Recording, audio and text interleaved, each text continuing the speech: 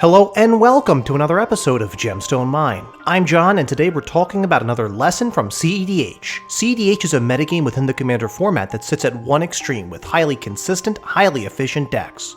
Not all cards are equally powerful in all formats, or even in all metagames, but there are lessons to be learned from how people are brewing with the most powerful cards. And one such powerful card is the subject of our talk today, and that is Kraum, Ludovic's Opus, one of the 2016 partner commanders who took a long time to catch on. Kraum is a 4/4 flying haste legendary creature zombie horror for 3 a blue and a red. Kraum reads whenever an opponent casts their second spell each turn, draw a card. And of course, Kraum has partner. So already we're probably seeing some similarities to what Tymna was able to represent, a source of continuous card advantage in the command zone. In fact, we did a whole episode on why It Blocks Tymna was so important. Early interpretations of Kraum's text box were often downplaying him, stating, "I don't want to have to rely on my opponents doing things to get my value." Kraum's release was quickly followed by the unbanning of Protean Hulk in April of 2017. Flash Hulk was quickly becoming the king of the metagame, and the original Breakfast Hulk combo definitively required Bant colors to win. Black brought the tutor density to make it consistent, and thus Tymna and Thrasios were used to head the already powerful Flash Hulk package. It was an era of fast combos, with other decks like Food Chain and Razakats rising to prominence, although a few pegs below the power of Breakfast Hulk. Around this same time, cards such as Rhystic Study were being dismissed as being too slow for cEDH. Stacks in general, without good interaction, was found to be fairly weak, outside of decks like Blood Pod, which are sometimes regarded as being parasitic types of decks, aiming at specific weaknesses in the metagame as it existed, rather than having an underlying core strength of their own. Enter Kraum. Kraum represented a value engine who needed nothing other than his initial mana cost to be paid for him to be a powerhouse. As we said in our Ready, Set, Go episode, the ability to multispell is a common marker of when you've left the getting ready stage and entered the all set up stage of the game. In cEDH games, Kraum acts as a soft rule of law effect, an effect which has been proven to be very powerful in the post-Flash ban cEDH metagame.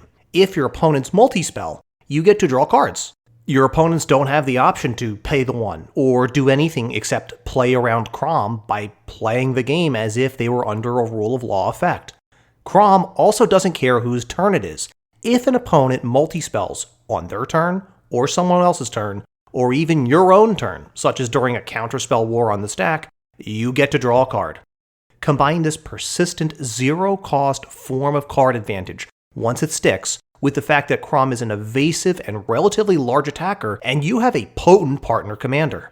Kraum's color identity has only gotten better as the years have gone by, with red getting consistently more powerful and impactful cards, and blue having always been important for being one of the only real ways to interact on the stack, something that is critical in many games of cEDH. Kraum's first big splash in cEDH was being partnered with Tymna, putting the 2 powerhouse card draw engines into the command zone.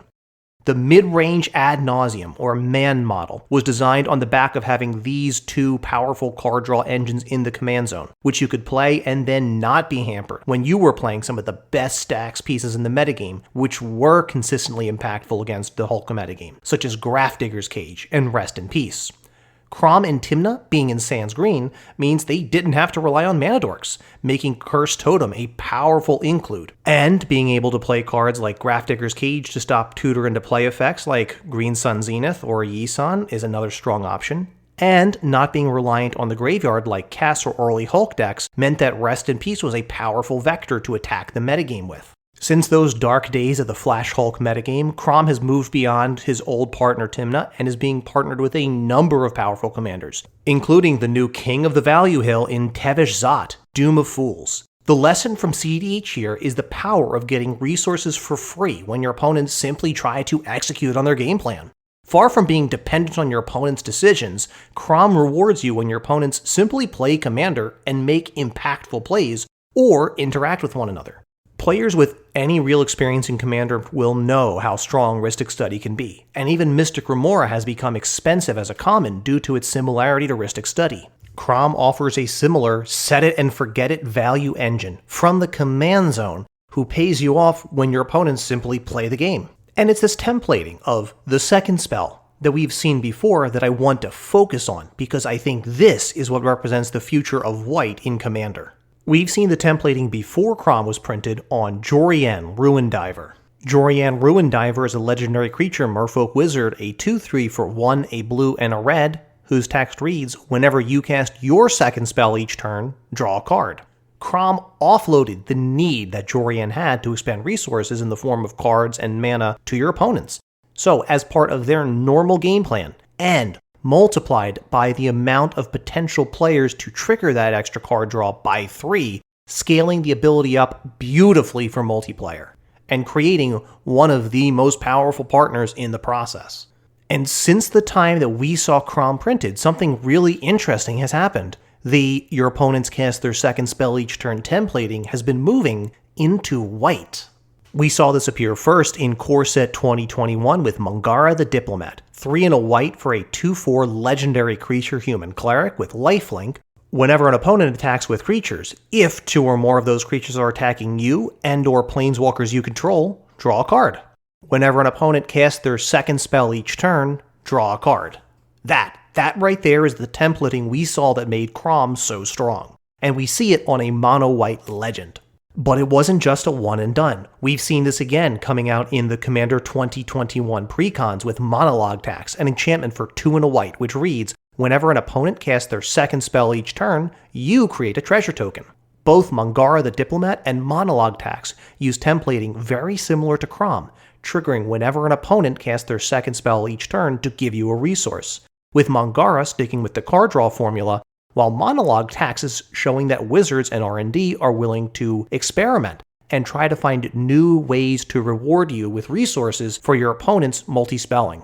This is a non-catch-up mechanic that rewards you when your opponents try to do their thing.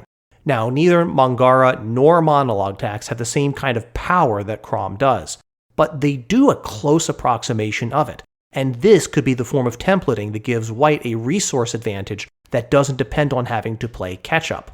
Keep your eye on things that come out from new sets. We may be seeing white use this templating over and over again. What if we have a white card that rewards you with searching up a basic plains and putting it into your hand if an opponent casts 2 or more spells? It's not ramp, but it allows you to maintain parity with your opponents and hit your land drops easily. What if we see a white card which rewards you not with card draw or treasures, but perhaps with allowing you to take an enchantment back from your graveyard to your hand? The possibilities are potentially endless, and all of these are well within white's established color identity. I don't know what Wizards and R&D have in store for us in coming sets this year, but I am excited to see this templating moving from Kraum into mono white to see what can be built in this space. What cards do you think Wizards is going to surprise us with from mono white using this templating? What would you want to see? You can leave us a message on YouTube, you can send us an email, we are gemstoneminepodcast@gmail.com, or you can add us on Twitter, where we are @gemstoneminemtg. Until next time, I'm John, and this is Gemstone Mine. You can reach the crew from Gemstone Mine on Twitter @gemstoneminemtg, or send us an email at gemstoneminepodcast@gmail.com. On YouTube, we're Gemstone Mine Podcast. Be sure to like, subscribe, and hit the notification bell.